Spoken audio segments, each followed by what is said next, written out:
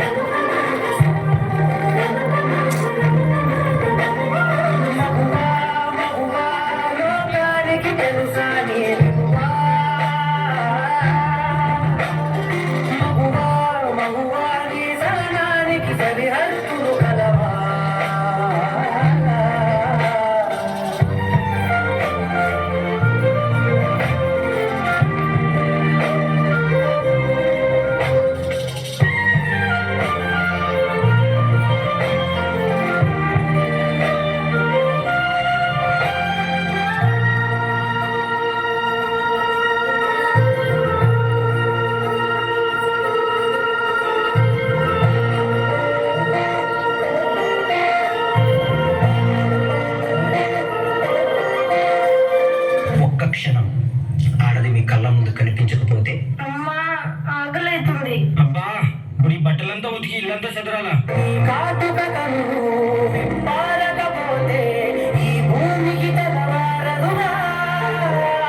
ఆ ఒక్క క్షణం ఆడవాళ్ళ విలువ తెలుస్తుంది.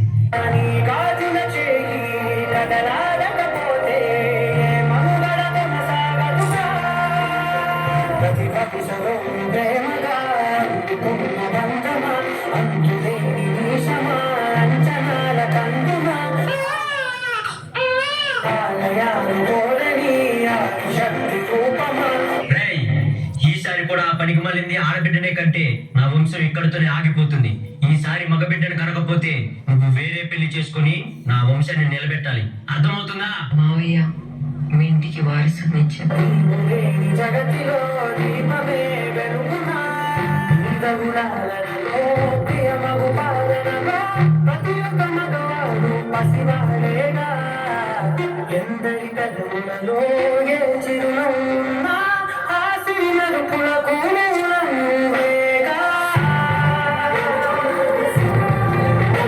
ఎంత ఫాస్ట్ అవుతుందో తను.